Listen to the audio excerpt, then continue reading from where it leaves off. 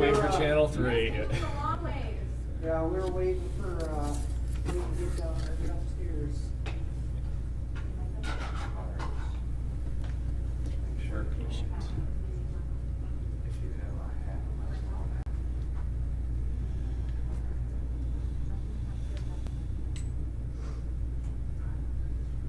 Thank you, I appreciate your patience. Drop.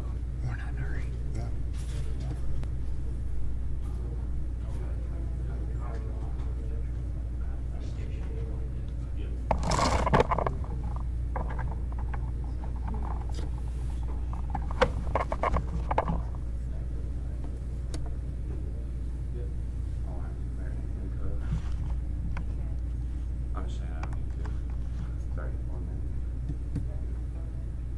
Is everybody ready? Hearing nothing, I guess I'll start. I appreciate everybody coming here today. We're here today to announce charges. This stems from the incident that happened at Cesar Chavez Elementary School the week before last, I believe. We have filed 2 charges in this matter. We have charged Aubrey Wilson with 1 count of child abuse in the 4th degree. We have charged Chelsea Berkeley with 1 count of felon in possession of a firearm. Child abuse in the 4th degree is a misdemeanor charge. It is a 1-year maximum penalty and $1,000. Felon in possession of a firearm is a 5-year maximum penalty felony. We can't get into the details too much, but just real briefly I can say that essentially what we have here is one individual brought the gun into the home, and the other individual was the one who put the gun in a place accessible to the child that brought it to Cesar Chavez Elementary. So I want to compliment the chief and the Grand Rapids Police Department. They've done an outstanding job in conducting this investigation. I think this demonstrates the seriousness of which we take these cases. When I say we, being, whether it be Grand Rapids Police and the prosecutor's office or be any law enforcement entity in Kent County, we are going to investigate and follow up in anything that we can do to make sure these guns are trying to kept out of the hands of kids and kept out of the schools. This could have been a very dangerous incident, and so I'm glad we can do something here to provide some closure, at least in this incident, and we'll continue to look at any other cases that come forward. Obviously, both these individuals are presumed innocent until proven guilty in a court of law. I don't have any information in terms of when their court hearings will be, any further court hearings, but we have to allow the court process to take its natural progression. And there'll be 2 different tracks, a misdemeanor track and a felony track, so that's going to be a little bit different. They won't be together when they go through this process. So I don't know, I'll turn it over to the chief to see if he wants to say anything. Yeah, I do want to say I appreciate the hard work that Prosecutor Becker and his office have put into this, the seriousness that they take these things, and I look forward to delivering him the results of the investigation of the incident that happened May 10th, a week later from this incident, which happened May 3rd, for review for possible prosecution.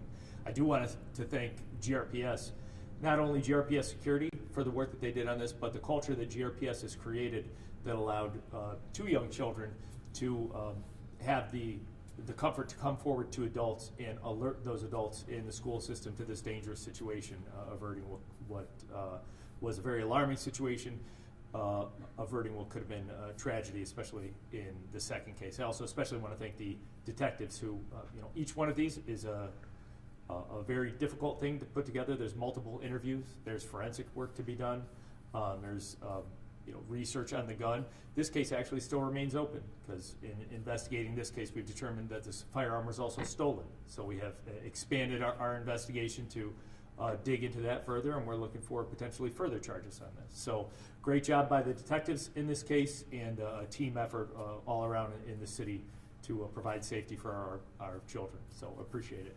If you guys have any questions now for either me or the prosecutor. Were they both cooperative with you in this investigation? Did they let you guys know, like, hey, I brought the gun in, and how were they to deal with? Yeah, I can't get too much of their statement, but they were cooperative. We can't say what they said or anything like that, but nobody put up any sort of difficulties in terms of the investigation. What are the relationships of the defendants to the child? One was a mother. The one was a living fiance of the mom. So which one? Sorry, just for specification, which one? What was the mother to which charge? The mother is charged with the child abuse. Okay. Are you satisfied with the charges in this case, given that we've got safe storage coming, or do you wish it was enacted sooner?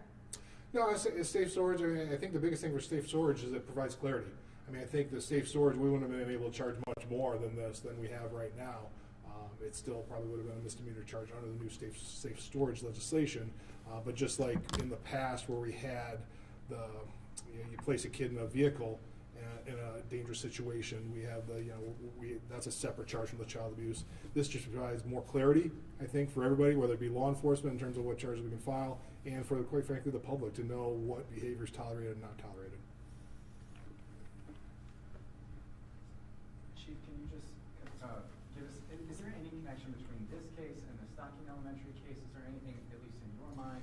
Really, the only connection is that it was a little alarming that literally we had a press conference with a lot of faces in this room today on the 3rd of May, and then a week later, even though it got all that press coverage and all this discussion about how alarming it was that a 7-year-old was in possession of a semi-automatic handgun in a GRPS school, that just a week later the exact same thing happened, and that one subsequently was a loaded handgun, even a more dangerous situation. So, just aside from the fact that I have about 23 years of police experience, and I will say this is the first time and now the second time that I've ever encountered a child that small having a gun in school was new to me, and to see it twice in 1 week period was very alarming. I don't think there's any connection between those two, but just the coincidence and how alarming it was that everyone knew, the week before this case, May 3rd, how outrageous it was that a 7-year-old would have a gun, and then to see an 8-year-old walk into school with a loaded gun shortly thereafter was astounding to me.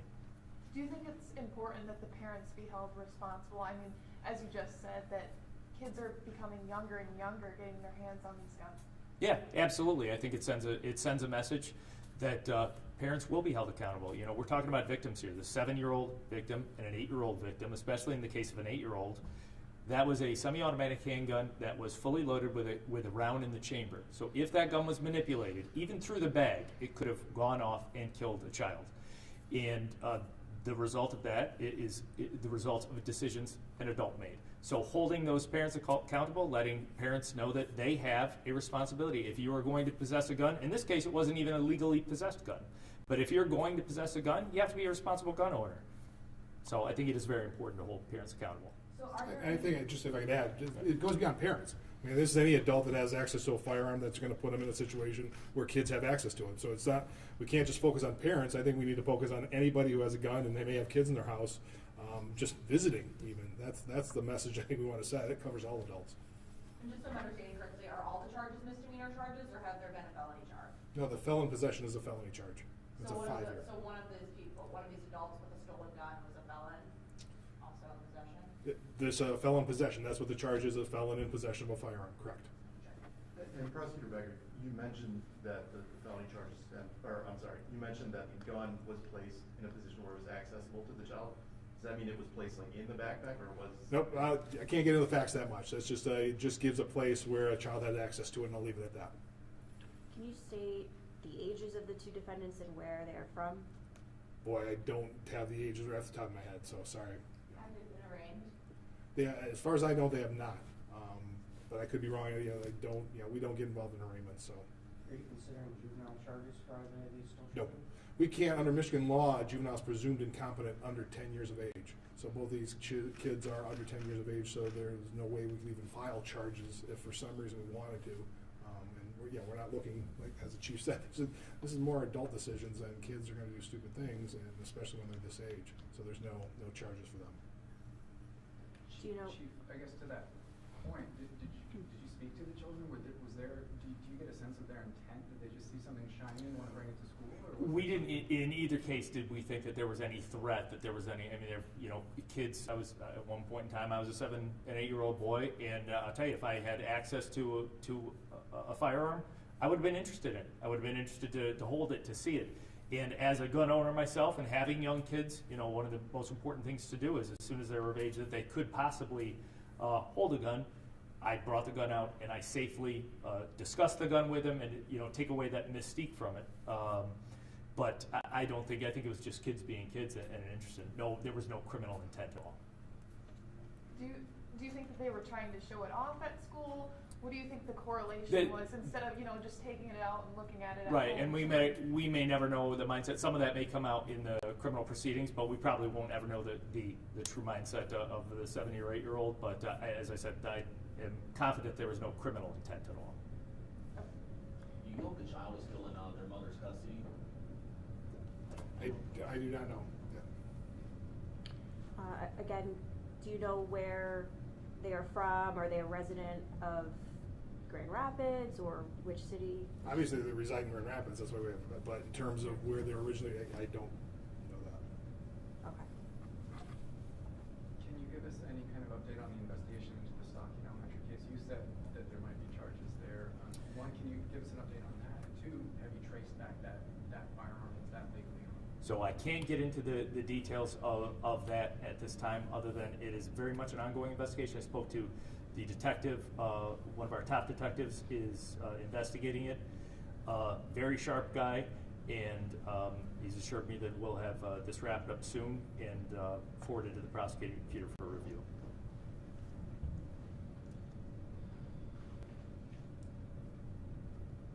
Anything else? Will your, sorry, just for That's fine. housekeeping, will your office be putting out like a release on this information? Just so we can have like the names and spelling correct? Yes. Sure, yeah, I mean, we can do that, but yeah, we kind of did this, but yeah, if we need a full release, I can do something, or we can do something, appreciate that. Yep. Okay, thank you. Thanks, guys. Is this our mom? One mom and fiance.